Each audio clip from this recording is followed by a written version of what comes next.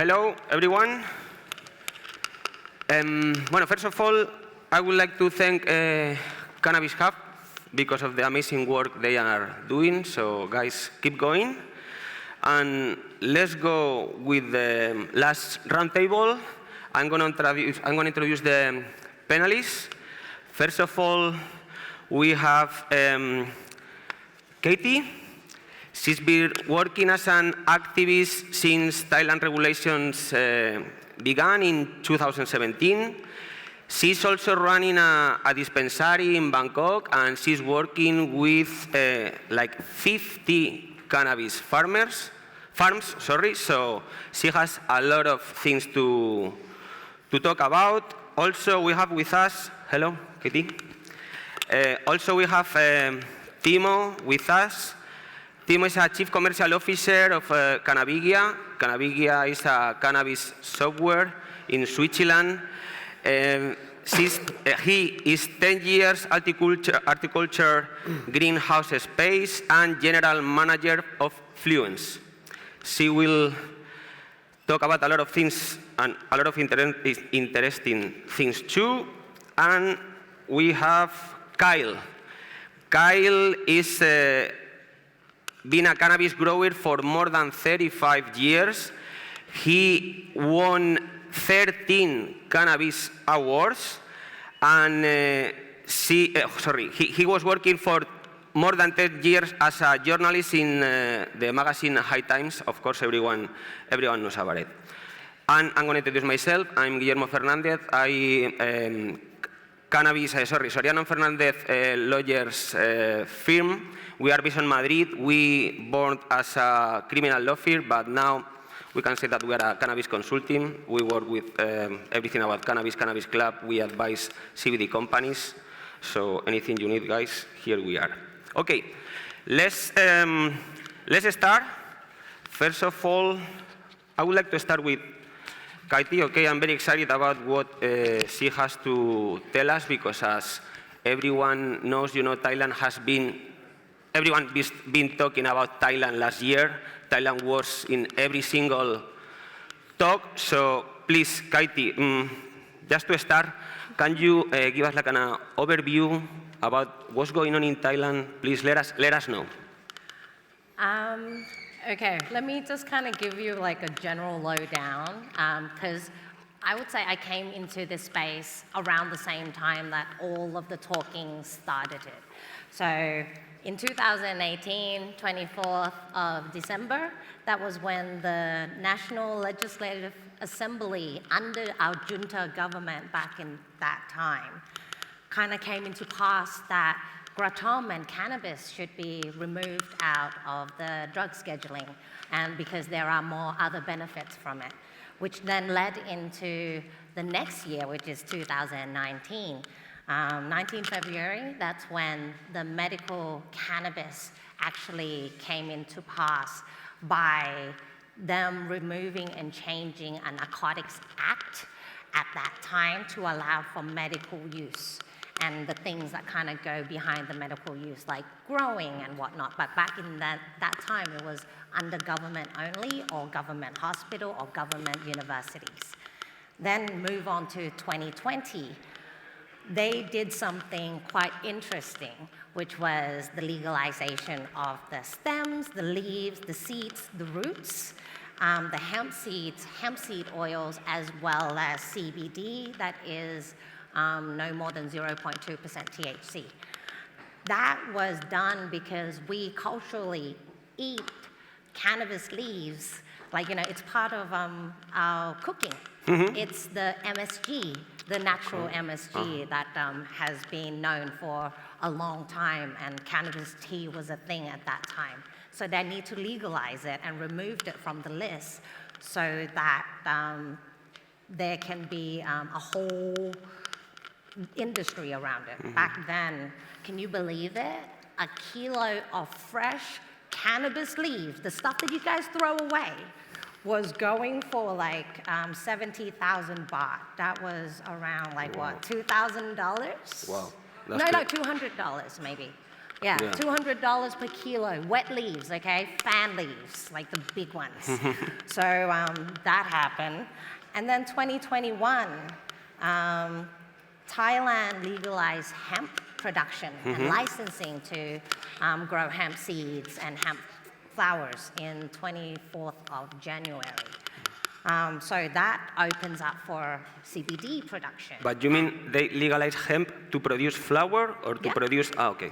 So that was, back then, there were like set rules that was quite unobtainable by the locals, very similar to what the Canadian did with like the strict vaults and this and that. So there, you can still see the remnants of those set regulation in some grows, where you have like clean rooms, where you have this and where you have that.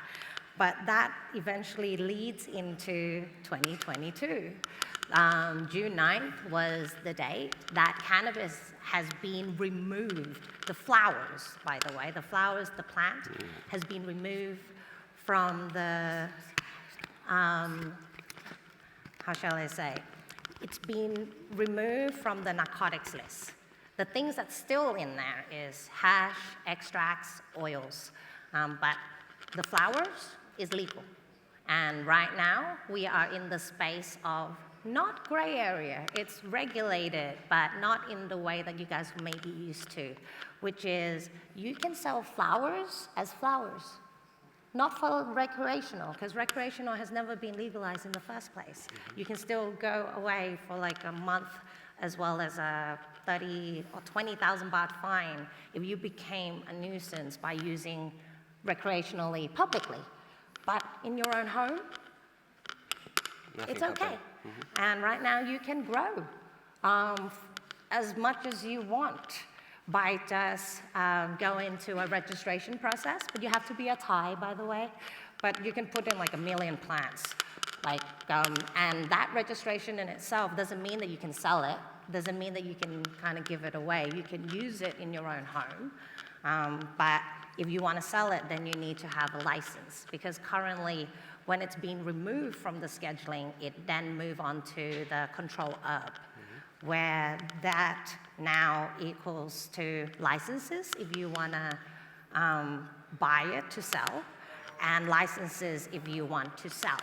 And also, you need to give reportings on a monthly of how much you are selling, who it's to. We need to take in passports, passport numbers, as well as name, the age, how much you guys bought, but everything is done on paper, because we love putting things on paper in Thailand, which is a fortunate thing, because I think it's the best way that it is obtainable for a lot of the small-time operators. Apart from that, everything else is still illegal. Edibles is still illegal, but it's available everywhere. Extracts is illegal. Hash is illegal, but it's available absolutely everywhere because corruption is quite norm in our country.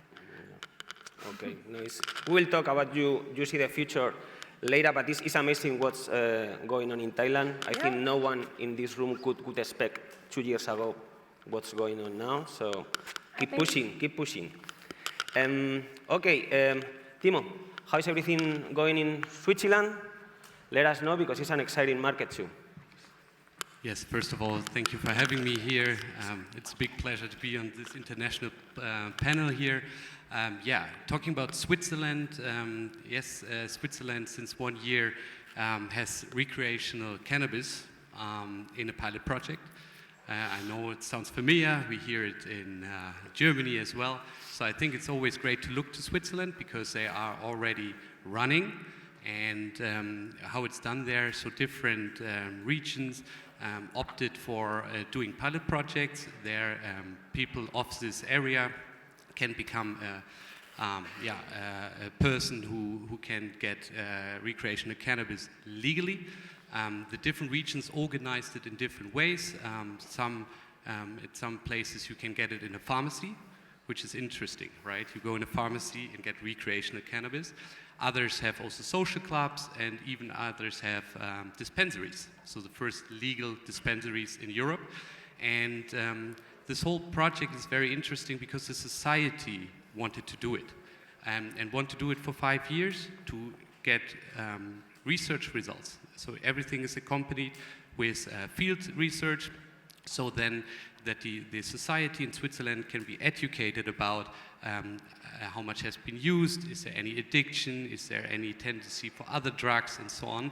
So all these questions society is interested in, with then hopefully in 5 years that the society sees, hey, the people don't get addicted, they don't take other drugs, it's just, cannabis, and then in 5 years the society in Switzerland will decide, do they want to legalize recreational cannabis. It is a closed experiment, meaning you need to grow in Switzerland and you need to sell it in Switzerland to Swiss people. Yeah, I think it's a very interesting project and also something which can be used as a blueprint for Germany. We know the ongoing debate there with the social clubs, also there how these social clubs need to be tracked and traced and so on. There is some similarities to Switzerland. The company I'm working for is doing the software in Switzerland for 10 years, so mandated by the Swiss government. So this is something which is definitely interesting for Germany, but also for the Netherlands. As we all know, there are the famous coffee shops. Now there are 10 licensed producers who should provide coffee shops with legal cannabis. Also there can be something to look at in Switzerland, and I think also used and do it in a similar way. That sounds very good. We will talk about the cannabis club's requirements a little bit before. Kyle, what about USA? What do I say? First, I want to thank everybody for having me here. This is really special for me. I love any chance I get to, we'll say, educate people on the use, the status, the cultivation of cannabis. I think it's funny to me that I have a picture up there. It really represents me well because I'm the only one up there actually imbibing and smoking. And long before I had any kind of a career or a reputation in this industry, it was important to me just to unabashedly use cannabis to help normalize it. And lo and behold, 20 years after that, legalization began to happen. And I kind of ponder and I wonder if there's anybody out there in this universe that can really explain what this overcomplication is about the legalization of cannabis. I mean, it's not like we're creating some new science, like psychiatry. Nobody ever heard of psychiatry, so they have to study it and come up with all these protocols before people, so they don't hurt. Cannabis has been used by every civilization known to man. And it's like everybody's all crazy about it. That, of course, is just my opinion. But in America, we're about 2/3 legal as far as the states go, and about 1/3 of the states, maybe a little bit less, have no legalization. And then in the states that are legal, it's a mixture. It's a mixture of things where you can cultivate yourself, where you can't cultivate yourself, where anybody can apply for a cultivation license, or in some places you have to be a millionaire because you need so much money. And they literally make you build the infrastructure before you can make any money. So you have to lay out $1 million on a building, and then you have to settle all of the restrictions with the fire codes and the water company and the electrical company, and you have to do all of that, and sometimes that takes years. And meanwhile, you're paying rent on a building, and you're paying utilities on a building, and so it's very unfair, let's just say. It's very unfair because cannabis should be of the people. I mean, it comes from the earth. It can grow on any balcony in any country, anywhere other than the poles. And so I'm just bewildered, without really being confused. It's just really remarkable to me how difficult every country is making it to legalize cannabis. But at least we're here, and we're discussing it, and far less people are going to jail. People are still going to jail in America, a very big country. You have some places where people can smoke out in public and nobody cares, for example, in New York City. And then you have other states where they're going to put you in jail for a year or more because you get caught with a pinky's worth of marijuana. Notice I switched to marijuana from cannabis because it's maligned. And that's where, that word was used to malign people back in the day. So I'm very optimistic. We're definitely moving forward. It's never going to go back. It just really confounds me to figure out why it's such a difficult thing to regulate. It just really, I try to keep a humorous attitude about it. There is still some crazy things happening in US about people getting jail, but you are heading the cannabis market. So I think a good question would be, what would you change in the practice? With practice from the market, would you change, or do you think it's the best practice? Or you mean in relation to helping legalization? Adult use market. What would you change, maybe, or what do you think is working very good, and it would be an example for another country? It's just so confusing because there's all this distinction between recreational use and medical use, and then they go and they say that recreational use can only be a certain amount of THC, but medical use can be unregulated limits. It is so unnecessarily complicated. And I feel that taking away any nefarious meaning, any ill intent,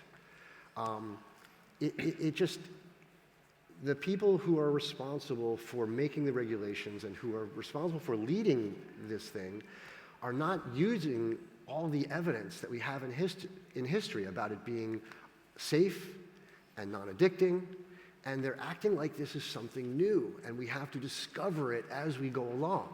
And I can respect,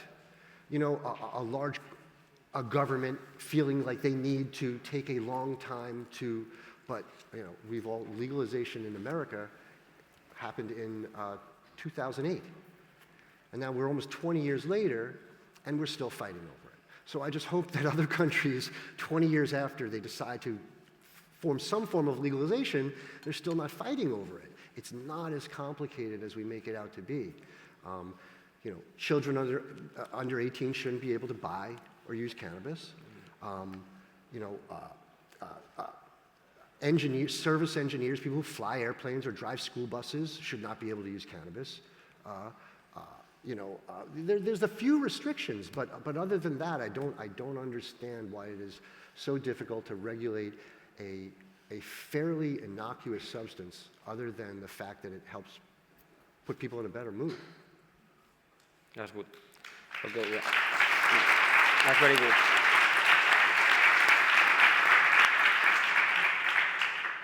Timo, what do you think Switzerland government could do to improve the market? The market, because it's kind of a new market, so for sure there is different things they can do better than they do. Yeah, I think generally, the challenge is we take something what is illegal and make it legal. This is something new for society to do.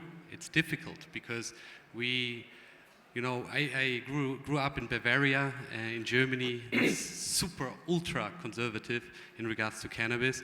And I grew up with total stigmatization of cannabis. It's crazy. And this is in the head of the people, right? And they have been trained, cannabis is bad, bad, bad. Protect your children. You will all die, whatever. I'm accelerating, yeah, sorry. But so very, very, it's, the worst thing on earth kind of mentality. And to change this, we need to take society on a journey. It's a transformation. Because so many people have been educated, it's bad. And so that's why I really like actually how the Swiss are doing it, and also partly how my fellow Germans are doing it, because they do a pilot project and they do research on what are the effects to society, put this data out to prove and find an argumentation based on facts. And if you where I'm from in Germany, Switzerland, they are very fact and figure-driven people. You know, they're not very emotional, so they want facts and figures. So let's give them facts and figures, because there is, for everyone in this room most probably, we have nothing to hide. It's just cannabis. So let's do a pilot project, show the effects, and then get it over the, tipping point, and then, maybe it's hopefully not 15 years like in the US really, but maybe in 5 years. So for me, growing up in Bavaria, that was totally unexpectable, unimaginable 5 years ago. Totally. So where we are now, it's a game changer moment, and I heard it before, domino effect. So let's hope we get over this tipping point and have this domino effect. So I'm positive, I want to be positive, because this is the only possibility we have. We need to convince society that this is not as bad as they have been told their entire life. Let us change it, have this positive attitude, let's take them on the journey and transform society in favor of cannabis. That's right. Yeah. Very good, man. Let me add just one statement to actually add to what you're saying is, that in America, back when they made it illegal, I believe it was 1932. And they record everything that's said on the Senate floor and the House floor. They make a record of it. And there is a record of a man named Henry Anslinger holding up a newspaper when he's trying to make it legal, and he says, "Marijuana makes black men rape white women." And he said, this happened this weekend here in Texas. Miss Pollyanna Purebred was assaulted by Mr. John Brown or whatever. And so that is some serious indoctrination. So I just, that's some context. Yeah. Can I say something? What I also love, a little fact about the US, the founding fathers of the United States have been all huge hemp farmers. Right. And the Declaration of Independence have been written on hemp. The first the lowest weighting car from Henry Ford has been built on hemp. So everything was great. And then the war on drugs started. Yes. That put us 50 years back in history, unfortunately. It is rooted a lot in conservatism. And when I say that, I actually mean religious conservatism. Kaiti.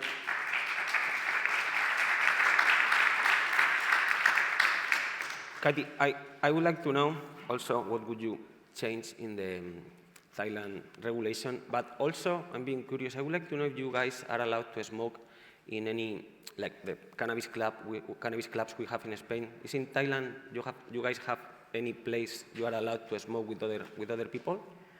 Well, here's the thing, like I'm freaking out as like you're coming like towards me with the answers, because like we haven't even reached the 2-year mark since the legal, I wouldn't call it even legalization, since the descheduling of cannabis itself. So since it's been descheduled, it has yet to have its own regulation that makes sense. The last government has started, but everything kind of got thrown out the window when the whole, the dissolution of parliament and politics gets into play. Cannabis is one of the weapons that has been used for political gain, for votes, and it's used in the way that the press is also used as a tool to show people that, oh, there's kids smoking, there's like crazy people smoking. Only in Thailand, I can tell you right now that cannabis smokers gets the same reaction as meth. Like the news would be like, this guy stabbed his dad, or like climbed the building or climbed the electrical pole. And it's not from weed, like, but because it has been descheduled, people would just go, no one is that stupid to tell the police that they are on meth and they are having an issue with it. So they just kind of go, yeah, I just smoke weed, and that's kind of what it is. And so here's the weird thing that kind of ties into what Thailand is doing. So we have politics that is quite a horrible thing. We don't trust them. They are quite wasting a lot of tax-paying money. as per usual, and all they are doing is for their own agendas and fill up their coffers. That is a general feeling of the population. And then we got into play of how corruption is quite a norm and is quite accessible to the point that people think is normal. But then we have this cannabis, which is, to tell the truth, it's one of the tiny problems that we have in Thailand. And it's, there are other things like same-sex rights, as well as sex work, legalization. And did you know that vibrators are actually illegal? Sex toys is illegal in Thailand to the point that it's worse than cannabis itself for you to possess it. Wow. How would they know? So we have really weird rules and law, and weed is just but one of them. So hence, business is going to be difficult to navigate, but that also goes for every other industry if you dare step foot into Thailand in the first place. So don't do what we do. No, please. But at the same time, the plane hasn't fallen out of the sky. The worst case that came from it was cannabis has been used as a political weapon, which is quite dirty to me. It feels quite ill, like how dare you, politician, take this sacred thing to be used like that. But who am I? I'm just a civil activist who's kind of been doing this and trying to figure it out just as much as everyone else. And do you think the regulation is on risk just in case the government in Thailand change? Do you think it could be on risk? Here's the thing. A lot of the businesses that open either comes in with lack of knowledge or with nepotism, corruption, payment, or corruption. So those sets of problems, they don't actually know what is legal. Smoking areas in shops is actually not illegal. It's not legal. Smoking in public space, meaning public access. A restaurant is a public access. So even private shops is still considered public access. You're actually supposed to be using in your own house, mainly.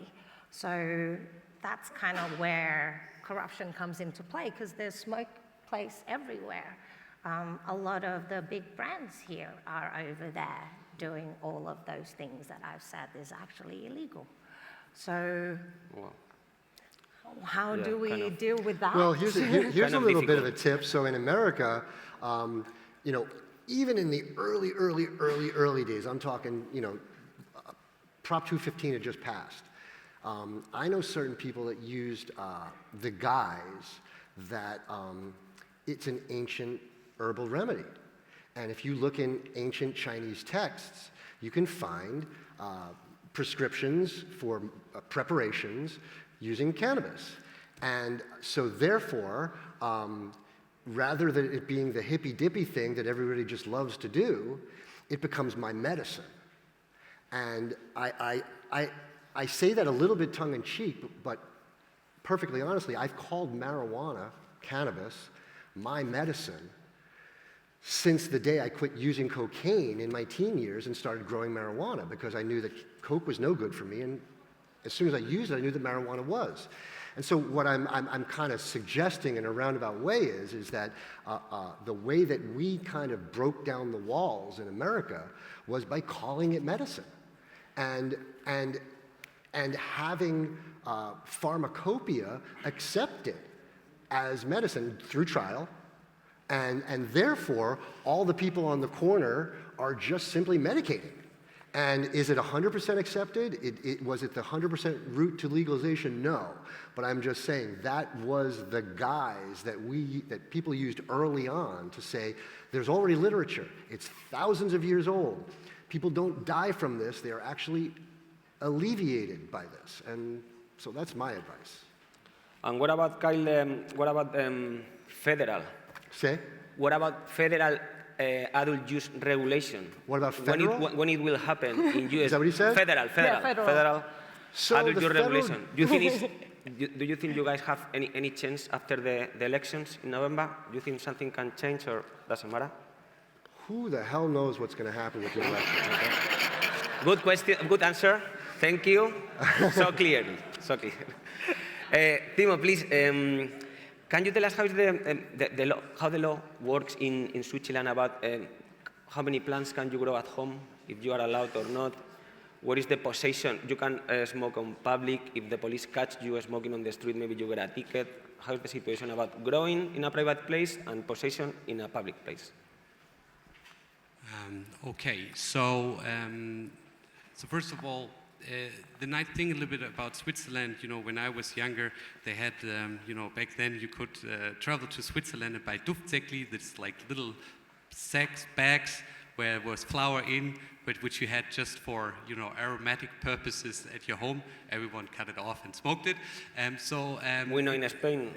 I wanted to just say it. So the society in Switzerland is a little bit more open to cannabis, right? Because it's more available and was accepted in the society longer time ago. And that is also important, you're allowed to smoke CBD flower. And you can buy them literally everywhere. Petrol station, vending machines, whatnot. So, and we all know CBD flower smell the same. So the smell and everything is very normal to Swiss people. Yeah? So that means nobody knows if you smoke THC flower or CBD flower and so on. Yeah? I want to just put this picture a little bit in everyone's head, that the society is a little bit more open there. Now, how is it regulated? As I said, you can buy it. You need to protect minors. You need to stay away from, all these kind of aspects. But you are not. You're not allowed to grow plants at home. You are not allowed to no. grow. Maybe there are some areas, regions where you are. This I actually don't know.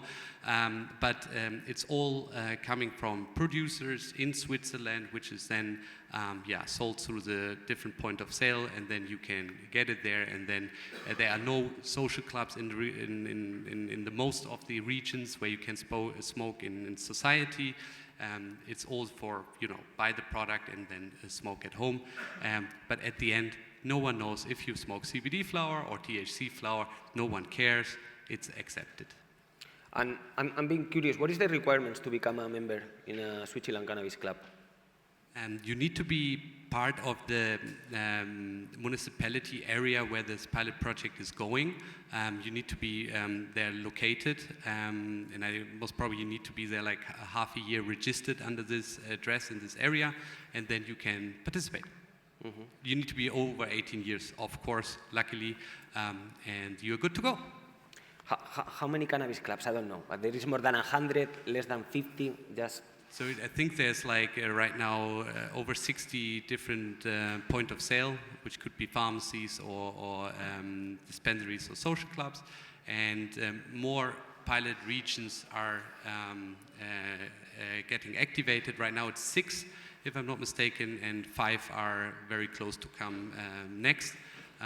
So it's you need to think like the different cities, like the city of Zurich or the city of Bern says, we want to do this for our population, and then they activate it. So it's not across Switzerland, it's only for the regions who opted for this, and then they, the people in this area can participate. Okay, good. I don't know, Katie, if you could let us know if what we could expect in the future in Thailand, in a shortly future, or you can be as clear as Kyle said. How much more time do we have? As short as you can. 5 minutes. I'll kind of trying to wrap it up, but it's kind of going on Kyle's way answer. in terms of who would know. But Thailand is quite a very different country, because I don't think anyone would have thought that they would have legalized weed. Like, the place where they put you in the Bangkok Hilton for carrying, for using, for possession, or the general shakedown by our police is quite, the stories that you tell your friends and your kids and whatnot. So it did a 360, as other people would say that it did, but it took a lot of work from the people, the grassroots people, who benefit from, at the end of this, by everyone was released from jail. Like, if you ever had, all the cannabis conviction, like my friends, a lot of our growers went back and got their tents. They got back their flowers, and some of them were taxed, of course. The police did take some. So it kind of had the thing that no one thought would happen. So always hopeful that maybe it would go right, or it will be in the space that I'm not a big fan of over-regulation. And currently what we've been doing is we put together our own law by going around the whole country, asking absolutely everybody within the space who has a stake in the cannabis plant, not as a business, not as medicine, but the plant in general. Because we have so much more cultural use and so many things. So I can talk about it all day, about how cannabis in Thailand is like, it's together, it's like this.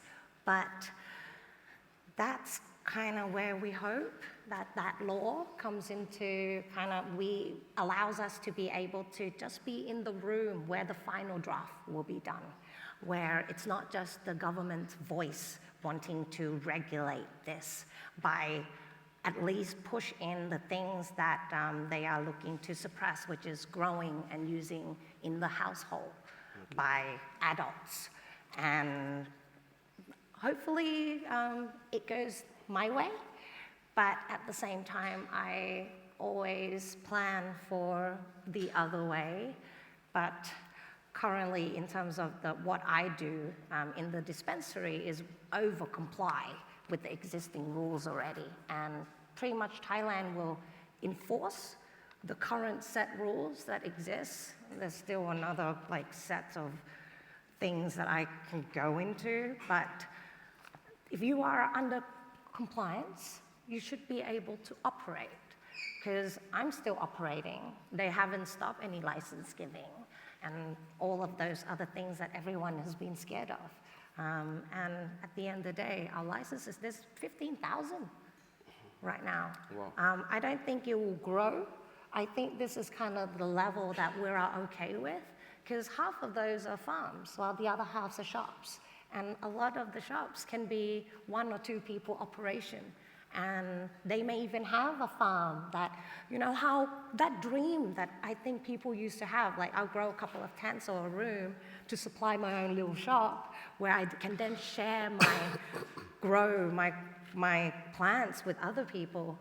It can happen in Thailand. And I think that's great. Can I say something in addition to Thailand? So we are operating also in Thailand, and I think Thailand has a huge chance or possibility, which a lot of other countries don't have. They have a strong domestic market. It's a huge population, and they can sell their product in their local market and then start to comply to international pharmaceutical standards and export. If you see all the European, they need to, if you see Portugal, for example, they need to first fulfill all the pharmaceutical standards to then operate, and we all know the first batches are not the best. So these guys run, get cash back, and then diversify the business. As an economist, I love that. Yeah? So that's a huge potential possibility for Thailand, which is very unique compared to European players. They all need to always fulfill pharmaceutical standards first to then being able to bring their product to market.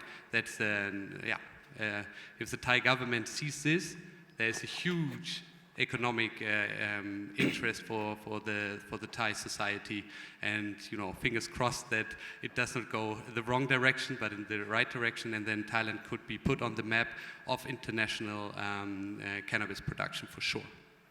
And Last question, I think, because we don't have time, but I think it could be an interesting question. And I don't know if you know something about that. But we were talking about Philippines. I don't know how. Can you tell us in a short time how is the situation in Asia, or around Thailand? Really short. Okay, so like in ASEAN, which is kind of like a EU alternative down there, we have Malaysia, Indonesia, Philippines. There's 10 countries like Cambodia, Myanmar. Let's just not do that. Is anyone to get regulated in a medical way, recreational way? Laos is the biggest producers for our current local market use. So the brickweed, here's the funny thing, it's the only product that has not changed in price since the legalization. Flowers, like it came in high and then it dumped, and now we're kind of seeing the plateau, so we're kind of okay. But the brick, it actually went up a little bit and then it stayed. So I think that's very predominantly Asia use as well. So maybe you guys need to really look into what type of products works for which market. But Indonesia is very harsh. They just changed their regulation in terms of drugs in general. They would just not have it. Even Gratom, they are looking at rolling that back. Malaysia is also an Islamic country, so these things deal with the mind, no. The Philippines, they were looking at hemp. Singapore currently has legalized the use to research synthetic CBD. This is how scared they are, okay? So everywhere else is quite scared. Japan is one of the very interesting market that I would say could be a come up, but they're still high, like conservative, so THC is gonna be off the table. Okay. So it's going slowly, like every single place around the world, but moving forward. Yeah, okay. But so Thailand right now is the places where you can go to do your not in my backyard for all of our neighbors. Okay, thank you. Finish, thank you so much.